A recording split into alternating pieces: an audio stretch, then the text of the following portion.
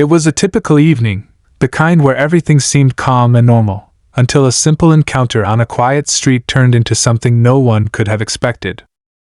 Imagine walking down the sidewalk with someone special, feeling safe and unbothered, when suddenly, everything changes. In an instant, a routine encounter with the police escalates into a situation that no one could have seen coming. And that's exactly what happened on this fateful night when a police officer crossed a line, one that no one should ever cross. At first, everything seemed like it was just another interaction. The couple, going about their evening, had no reason to expect anything out of the ordinary. They were minding their own business when they were approached by a police officer.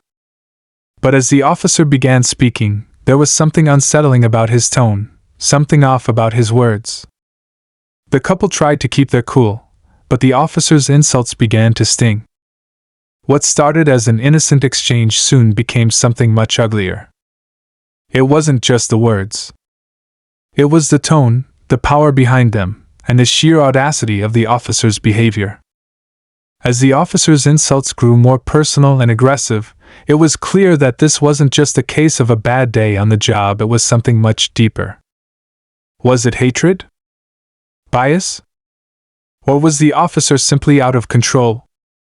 Whatever the reason, it was clear the situation was getting worse by the second. But what happens next is nothing short of shocking. In a split second, the couple found themselves facing a choice. They could either walk away and try to de-escalate the situation, or they could stand their ground and challenge the officer's behavior. But here's the twist. The couple chose something entirely unexpected. They didn't back down. They didn't give in. Instead, they made a choice that not only surprised the officer but changed everything in that moment. What followed was a chain of events that no one could have predicted. The officer's reaction was just the beginning. What he did next was shocking. What the couple did in return. It was even more unbelievable. This wasn't just a confrontation, it was a turning point. A moment that would make anyone stop and think, what would I have done in their shoes? But as the situation unfolded, it became clear that things were about to take a dramatic turn. Just when it seemed like the tension would boil over, something happened that no one saw coming. The officer's attitude began to shift, and the couple, still standing their ground, watched as the power dynamic began to shift right before their eyes. Was this the moment of redemption? Was this the moment where everything could change? Or was it all just a fluke, a brief break in the chaos before everything went back to normal? One thing is for sure, this wasn't going to be a simple story with a simple ending. The power of this encounter was bigger than any one person, bigger than any one moment. It was a turning point, a reminder of just how unpredictable life can be. And while the couple stood their ground, there was one question that lingered in the air: what happens when you refuse to let hate win? The next chapter of this story will leave you questioning everything you thought you knew about power, bias, and justice. Stay tuned, because the surprising outcome will leave you speechless. What happens next is a game changer. The air that night seemed heavier than usual, charged with an unspoken tension that was almost palpable. The couple, both in their late 20s, had been walking through the quiet neighborhood for hours, enjoying the simplicity of their time together. It was one of those rare moments when everything felt right, no stress, no rush, just the comfort of shared silence. They had no reason to expect the evening to go anything other than as planned. But that all changed when they were stopped by the officer. The officer, appearing from behind a parked car, looked stern but not immediately threatening. At first, the couple had no clue what he wanted. He wasn't responding to anything specific. There was no siren, no call for help, just a man in uniform stepping toward them with a slow, deliberate pace. And then, the words came. "You two don't belong here," the officer said, his voice cold and clipped. It wasn't a question. It was a statement. And it felt wrong. The couple looked at each other, exchanging a glance that was part confusion, part disbelief. Neither of them had been expecting such an accusation. The neighborhood they were in was a quiet one, far from the chaos that often surrounded the city's more bustling areas. It was a peaceful neighborhood where families, young professionals, and elderly residents all seemed to live in harmony. But in that moment, the officer's words suggested something else entirely. The man of the couple, a tall and broad-shouldered figure, took a step forward, trying to reason with the officer. "Excuse me, officer, we're just walking.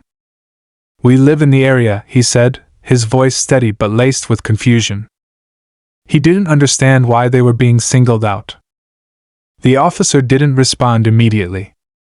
He just stood there, his eyes narrowing, almost as if he was looking for a reason to escalate things further. Then came the second remark, this one aimed directly at the woman, her partner's girlfriend. "What's a person like you doing in a place like this?" The question felt more like an insult than an inquiry. The words were sharp, cutting, filled with a venom that seemed out of place. The woman, petite and dark-skinned, felt her stomach twist. The way he said it like she didn't belong was almost worse than the words themselves. Her heart raced, but she remained composed, trying not to show any weakness. She wasn't sure how to respond. What could she say to someone who clearly wasn't looking for a rational conversation? Her partner, feeling the same anger rise inside him, stepped in front of her, his fists clenching. "We've done nothing wrong." "What's the problem, officer?" he asked, his voice now tinged with frustration. The officer remained silent for a moment, just standing there, observing them both like they were criminals, his hands resting on his belt. And then, as if he were done pretending to be polite, he spoke again. "I don't like people like you hanging around here. You're a threat to the neighborhood." There it was. The accusation that could never be undone. It was more than just an insult, it was a direct attack on their very presence, on their right to exist in the space they were in. The couple felt the weight of those words settle in their chests. For a moment, neither of them knew how to react. The woman felt a mixture of disbelief and anger, and her partner's expression tightened, his eyes narrowing at the officer, sensing the deeper layers of injustice that were slowly unfolding before them. They knew, in that instant, that this wasn't just about a disagreement, it was about something much more complicated, much darker. But what made the situation even more dangerous was how the officer stood there, his posture still, unyielding. His tone wasn't just condescending, it was loaded with something more sinister. It wasn't just an attack on them as individuals, it was an attack on their identity, their right to be seen as equals. The more the officer spoke, the more the couple realized that what was happening was about far more than a misunderstanding or a minor confrontation. In the silence that followed, the couple exchanged another glance. Both of them understood that they couldn't simply back down. This wasn't a fight they could afford to lose, not just for themselves, but for the principle of it all. The woman, whose mind was racing, felt her heart pound in her chest as she took a deep breath, standing tall beside her partner. She knew that how they responded in that moment would define everything that came next. Her partner, sensing the shift in the atmosphere, took a deep breath too, trying to calm his nerves.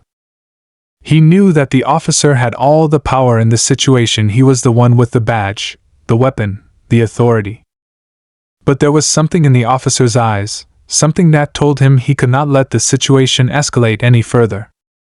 Suddenly, the officer took a step closer, his face inches away from the man's. "You want to get smart with me?" he spat, his words dripping with anger.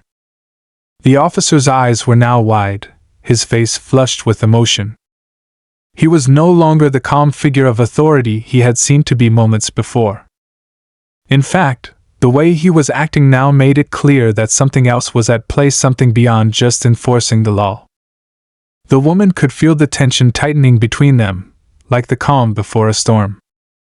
She reached out, placing her hand on her partner's arm, trying to hold him back. But before either of them could react, the officer took another step forward, pushing the man back with a harsh shove. "Don't touch me," he barked. In that instant, everything seemed to freeze. The couple stood there, stunned, unsure of how to respond.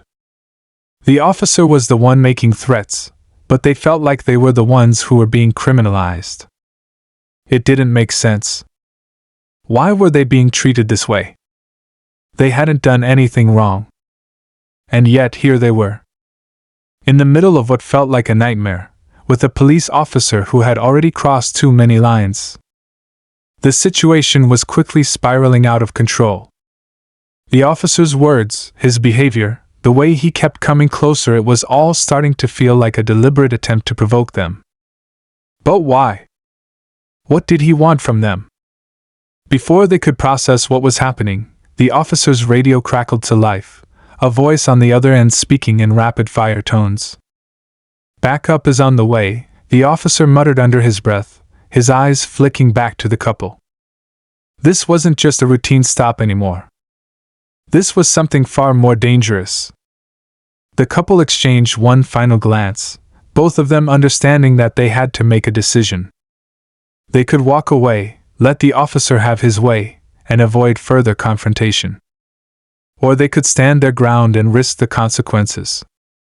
It was a choice that weighed heavily on them, but they knew one thing for sure: they couldn't let this man define who they were.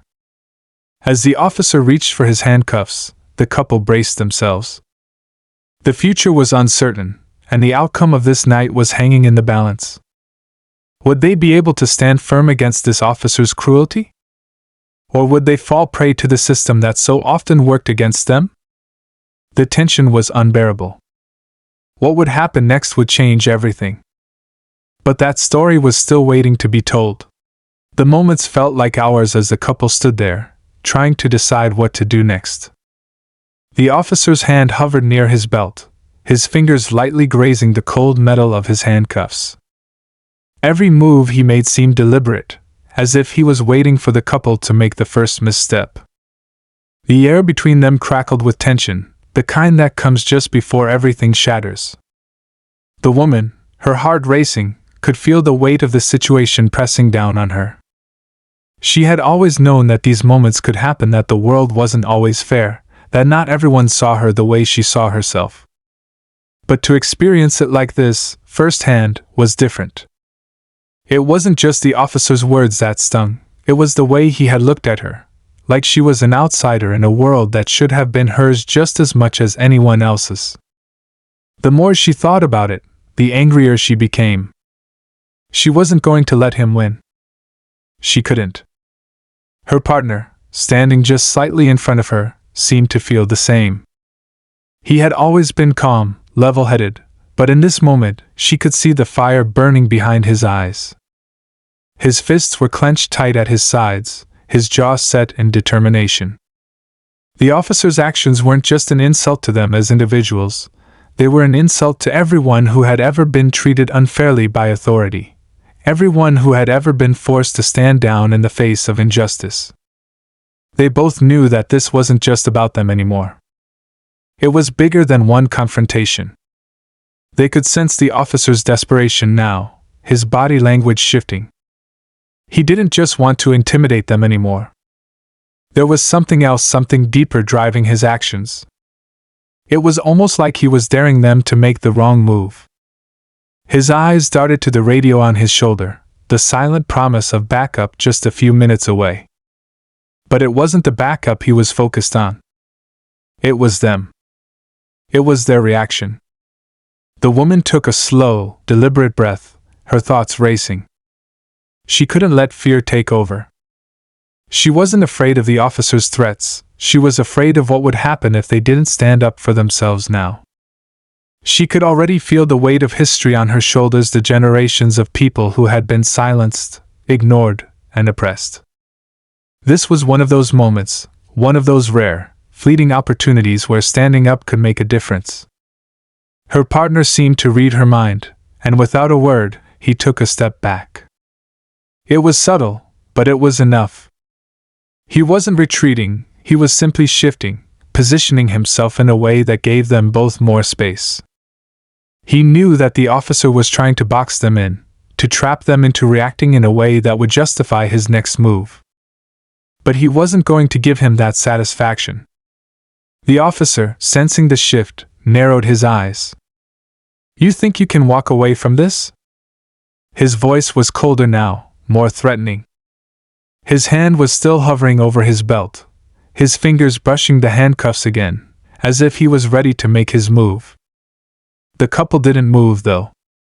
They remained steady. Neither of them said anything, but there was a silent understanding between them now.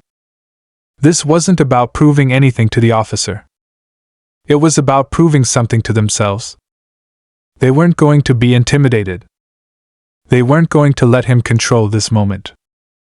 But just as they steadied themselves, the first hint of sirens could be heard in the distance.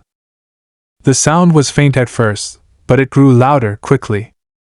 The backup was on its way. The woman's mind raced. More officers. More authority. What would that mean? Would it turn into something much worse?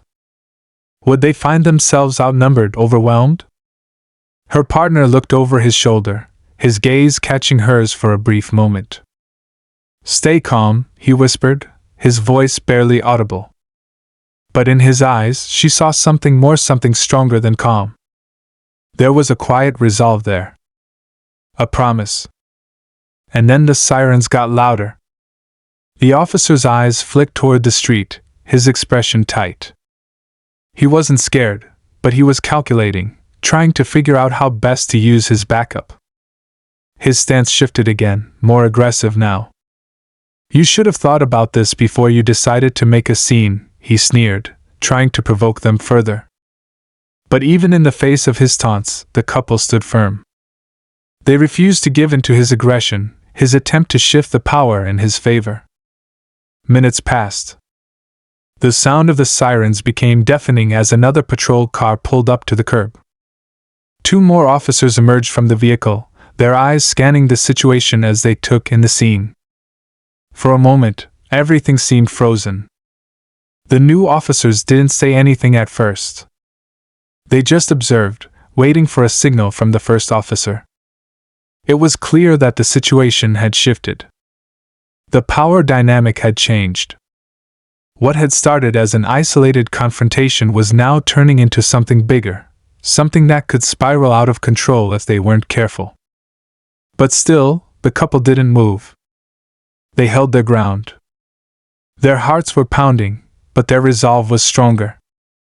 They had been taught to back down before, to avoid confrontation, to stay quiet and just get through it.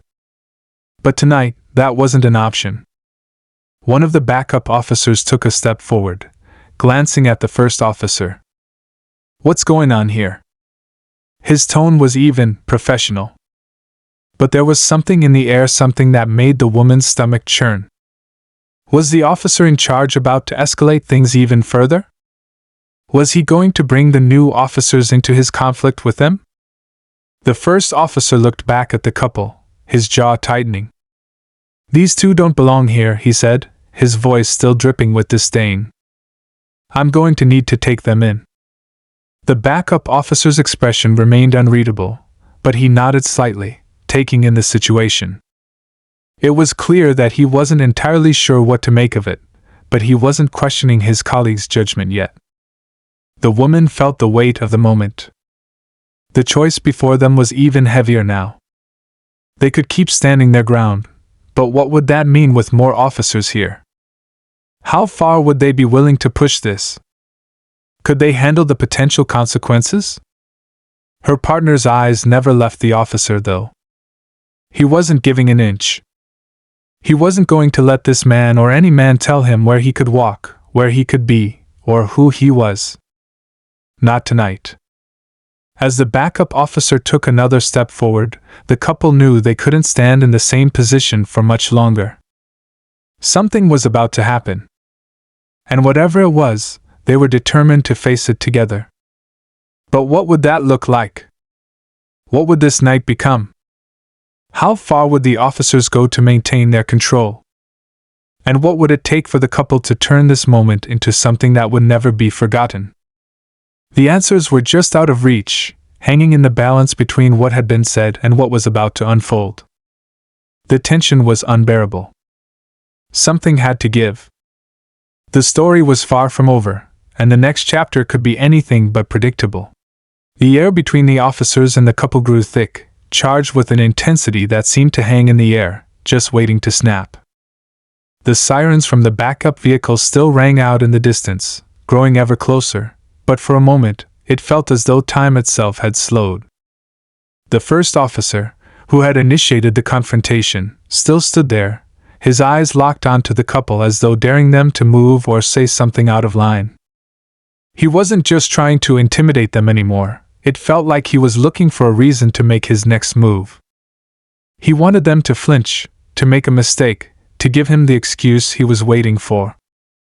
The couple stood motionless, their bodies tense, each second stretching out like an eternity. The backup officers were now only a few steps away, their eyes scanning the scene, trying to read the situation, unsure of what to do next. The backup officer, the one who had spoken earlier, now seemed to hesitate. He glanced between his colleague and the couple, weighing the options in his mind. But the first officer wasn't giving him the space to make his decision. He was in control. And in his eyes there was a sense of ownership over this situation, as though he was going to dictate how it ended. The woman could feel the ground shifting beneath her feet. She'd never been in a situation quite like this before, confronted by police like this, her identity questioned in such a raw and demeaning way. She had heard stories, had seen the news, but experiencing it firsthand made it all too real. Her pulse quickened as the officer's words from earlier echoed in her mind, "You don't belong here." The pain of those words, of that judgment, weighed heavily on her. She had done nothing to deserve this, and yet, here she was, in the middle of a standoff with no clear way out. Her partner, standing slightly ahead of her, was doing everything he could to keep his anger in check. His jaw was clenched, his fists still tight at his sides. But there was something else there now, something more than just frustration. It was a deep, unshakable conviction that this moment wasn't going to define them. He wasn't going to let this officer dictate their fate. His gaze never wavered from the officer, even as the backup stood just behind him.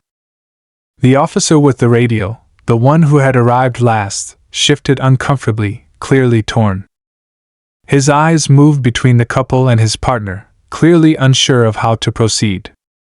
The atmosphere was thick with unspoken tension, but there was a flicker of doubt in the new officer's expression. This wasn't just a routine stop, it was something bigger. Something personal. Then, the first officer spoke again, his voice low and dangerous. "I've already warned you. I'm not going to ask again. Step away from your friend and put your hands where I can see them." It was the same tone, the same threatening command.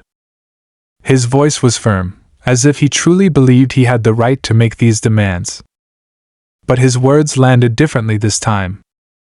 The couple could feel that something had changed. The backup officer's hesitation wasn't just a momentary lapse. It was a crack in the foundation of control that the first officer had worked so hard to maintain. The woman's chest tightened as she watched the backup officer take another step forward. His eyes flicked to the first officer, then back to the couple. His movements were slow, deliberate, like he was processing everything before him. The tension was unbearable, and she could feel her heart racing, her breath shallow. Would they back down? Would they comply and walk away, giving in to the officer's dominance? Or was there another way this could go? Without warning, the first officer's hand shot out, grabbing the man's arm, pulling him roughly toward him. "I said move," he barked. But as his hand made contact, the woman flinched. Something inside her snapped. In that instant, she didn't think. She acted. She stepped forward, her voice sharp and steady.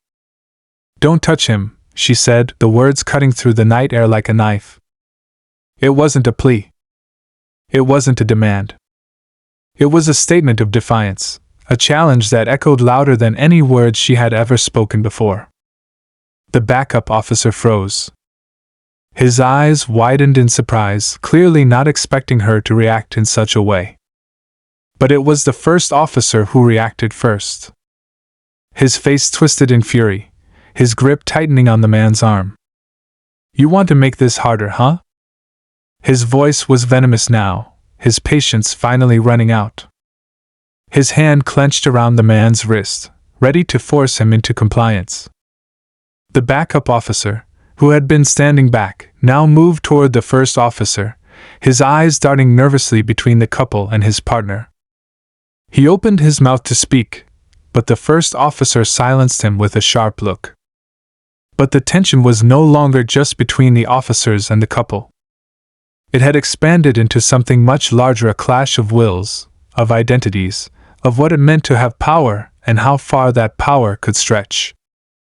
The woman could feel the weight of the moment bearing down on her. She had stepped into the line of fire, but there was no turning back now. She had made her choice. The sirens were now deafening. More police cars had arrived, their flashing lights casting eerie shadows over the scene. The original officer's voice broke through the cacophony. "Get on the ground. Both of you, now!" The couple stood their ground, their hearts hammering in their chests. The backup officers remained silent, uncertain. The tension between them was palpable. Would they intervene? Would they try to de-escalate the situation? Or were they just waiting for the first officer to take the lead? The man's muscles were stiff with adrenaline, his body ready for whatever would come next. He could see his partner, her eyes locked onto the officer, her jaw set in quiet defiance. There was no fear left in her, only a quiet, burning resolve. They weren't going to back down. Everything seemed to be moving in slow motion. The officer's hand was still gripping his arm, pulling him forward. The backup officer stepped closer, his eyes flicking between the couple and the first officer, as if he was trying to decide what to do next. The air hummed with energy. Every movement, every breath felt charged with the tension of an inevitable collision. It felt like the whole world was holding its breath, waiting for the moment when things would either break or bend. And then, just as it seemed like everything was on the verge of boiling over, the woman made a decision. The decision to act. To not let this moment slip away, to not let the weight of what was happening drag them under. It was now or never. Would she be able to handle the consequences of what came next? Would they be able to stand up for themselves, for each other, when everything seemed to be stacked against them? The first officer's grip tightened once again, his patience wearing thin. The backup officer was too hesitant, too unsure of what to do. The couple could feel the enormity of the moment, the stakes as high as they had ever been. Something had to give, and whatever happened next, it would change everything. The climax was just around the corner. What would happen when the officer pushed too far? How far could they push back before things broke open? The silence was unbearable. Everything hung on a knife's edge.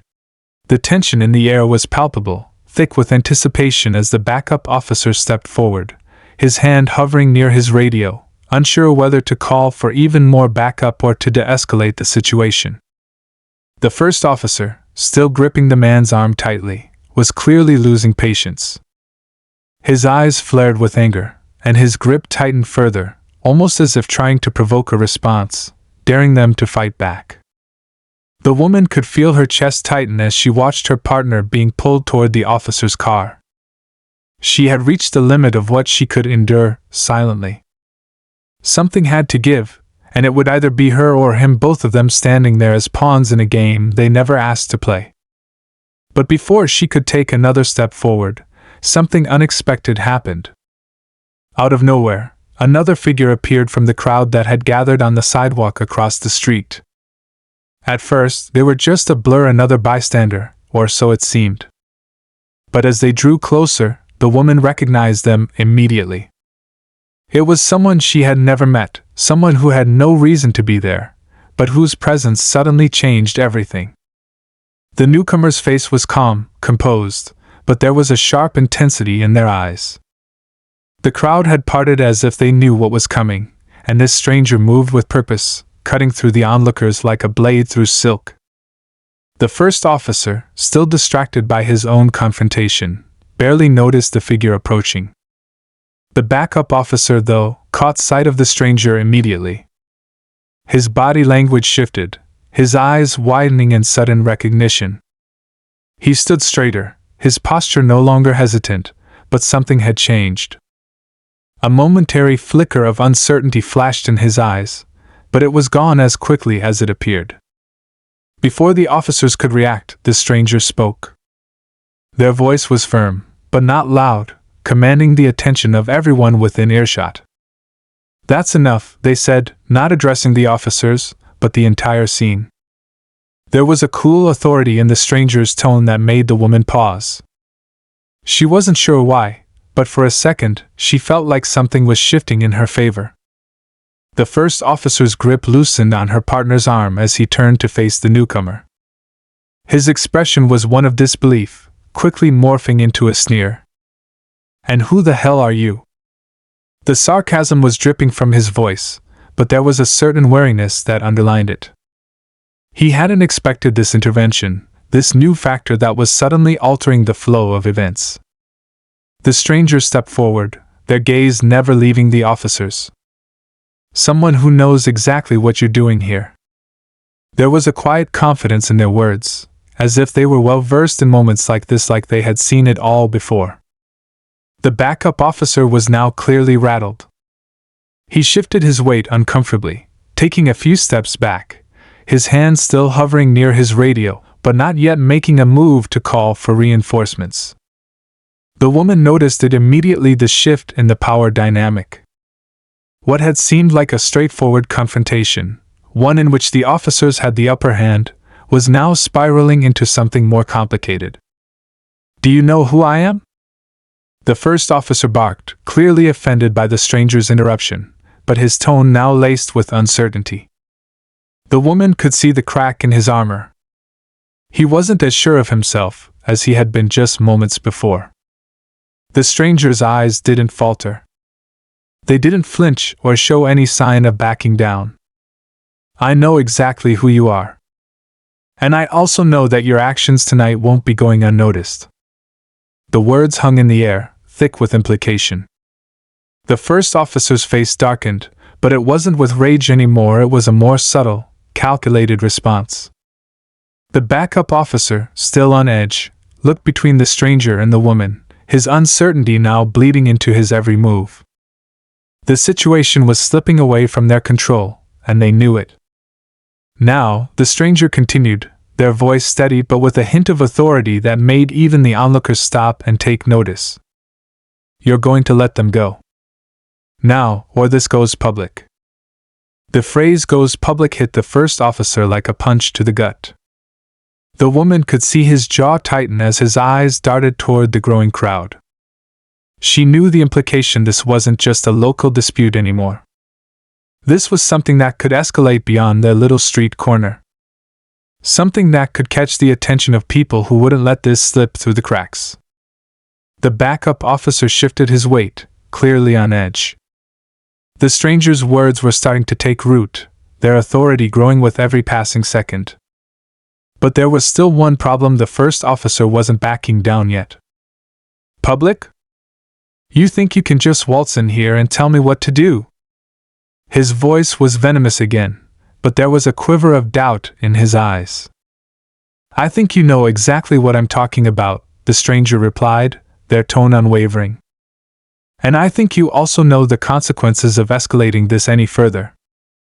They took another step forward, closing the distance between them and the officers.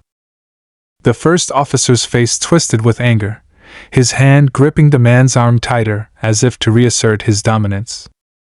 But the woman saw the flicker of hesitation in his eyes. The backup officer was looking to the stranger for guidance now, torn between loyalty to his partner and the growing tension in the air. This was it. The moment of choice. Would the officers push forward, continue their harsh treatment, or would they back off, sensing the shift in momentum? The silence stretched on, every second adding more weight to the growing tension. The stranger was standing tall now, unwavering in their presence, while the couple stood firm, uncertain of the outcome but resolute in their decision not to be moved. This standoff, which had started as an ordinary traffic stop, was quickly evolving into something much bigger, something with consequences that no one could predict. And as the crowd shifted slightly, the woman's heart pounded in her chest, knowing that no matter what came next, things would never be the same. The stakes had just been raised, and this fight, this confrontation, was far from over. Would the officers back down, or would they escalate the situation further? Would the stranger's intervention be enough to turn the tide in the couple's favor? Or was this about to spiral into something even more dangerous? The answers felt just beyond reach, and with every passing moment, the air grew thicker, heavier, until the breaking point would inevitably come.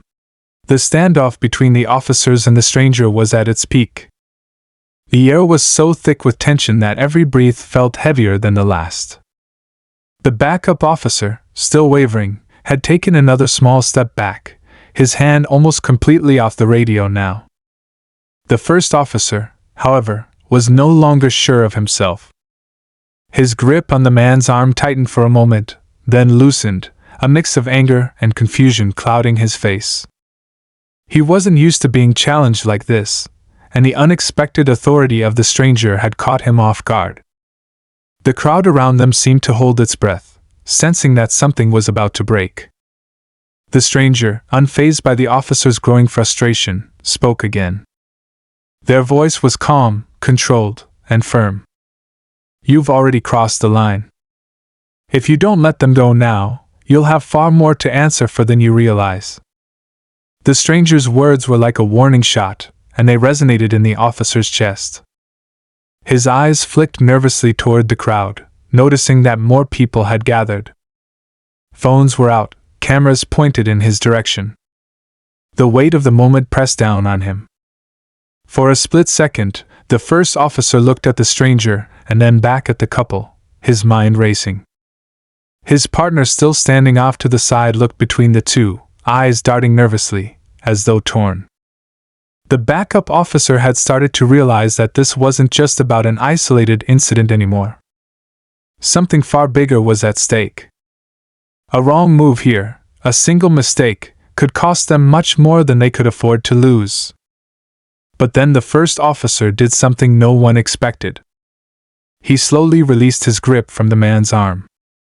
The crowd seemed to exhale in unison as the tension in the air began to dissipate. The backup officer stood still, seemingly relieved, but also unsure of what would come next.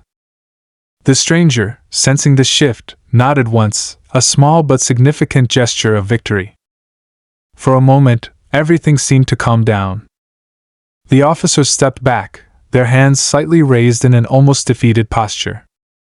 The man stood upright, rubbing his wrist, still on edge but relieved that the immediate threat was over.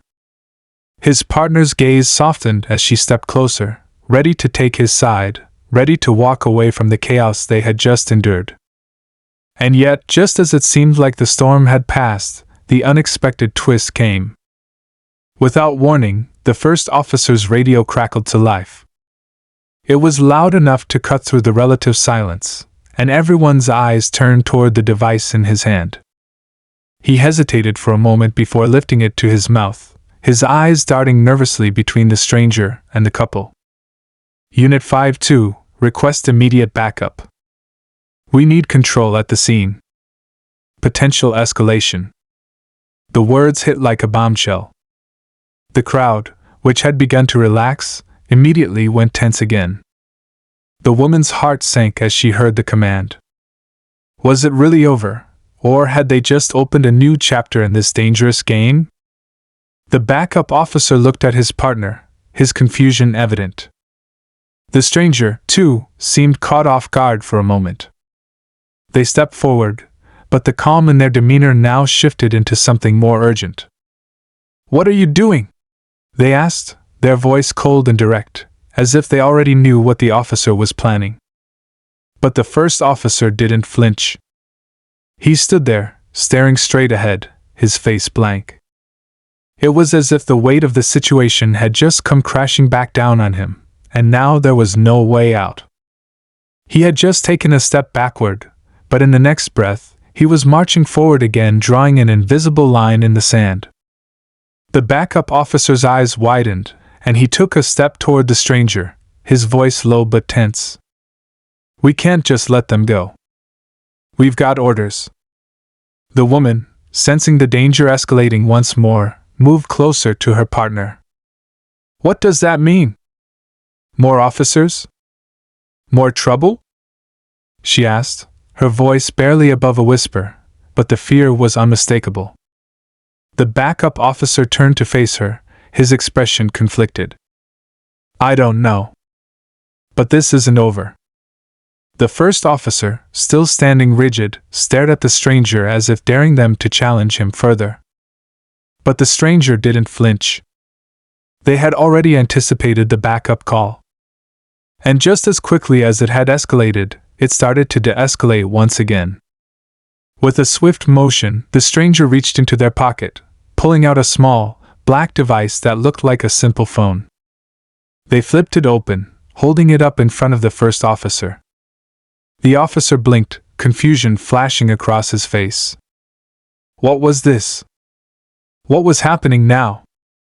The stranger spoke softly, but the words cut through the air like ice. "This device is connected to the public records database. If you don't want this scene to be documented every single detail, then I suggest you let them go right now. No more backup. No more escalation. Just walk away." For a moment, no one spoke. The crowd watched with bated breath, the whole scene frozen in time. The officer, still holding his radio, looked from the stranger to the couple, then back at the device. His eyes flicked nervously to his partner, whose face had paled at the sudden shift in the power dynamic. Then, something changed in the officer's eyes. A flash of realization crossed his face. This wasn't just a random passerby. This wasn't some meddler or troublemaker. This was someone with influence, someone with the ability to pull the curtain back on everything, to expose every action. His mouth went dry as he stared at the stranger. The radio crackled again, but this time the officer didn't respond. The power had shifted completely. He lowered his radio slowly, eyes now fully locked on the stranger. "You're bluffing," he said, his voice betraying a note of uncertainty. The stranger didn't respond immediately, but their eyes narrowed, and with a single press of a button, the device came to life, showing a screen full of data, court records, police reports, surveillance footage. It was clear that they weren't bluffing. The officer's face strained of color as he stared at the screen. His mind raced, but there was nothing he could say, nothing he could do. His authority, his control, everything had unraveled in an instant. The crowd stood silent, eyes wide, watching the quiet resolution unfold before them. The backup officer, now thoroughly shaken, glanced from the first officer to the stranger, and then to the couple. There was nothing left for him to do but step back. Slowly, he lowered his hand from the radio, signaling the end of the escalation. The first officer remained frozen, his gaze fixed on the stranger, who was now turning to the couple. "Go," the stranger said simply. The tension that had gripped the air for so long seemed to evaporate in that one moment. The officers were powerless. The couple was free. As they began to walk away, the stranger gave one final glance over their shoulder, locking eyes with the first officer. The weight of the moment hung in the air, unspoken but understood. The first officer swallowed hard, the silence between them louder than any words could ever be. And just as quickly as the standoff had begun, it was over. The crowd dispersed, the tension lifted, but the woman couldn't shake the feeling that something far larger than this moment had shifted. The real battle was still unfolding somewhere in the background, somewhere beyond this small street corner. But for now, they had won. The streets were quieter now, the aftermath of the confrontation still hanging in the air. The couple walked away from the scene, their steps slower than usual, as if they were still processing what had just happened. They didn't speak immediately, each lost in their thoughts, trying to make sense of the whirlwind moment that had just unfolded before them. What was supposed to be a simple stop had turned into something far bigger, something that felt like a turning point in their lives. They didn't look back at the officers or the crowd. Their focus was on moving forward, away from the tension, away from the uncertainty. The stranger who had intervened, who had appeared out of nowhere and turned the tide in their favor, was a mystery they couldn't fully understand. They both had the same question running through their minds: why? Why had this stranger stepped in when they didn't have to? What had been the catalyst? And most importantly, what was the real cost of what had just happened? The woman, still holding her partner's hand, finally spoke. "Do you think they'll come after us again? After everything?"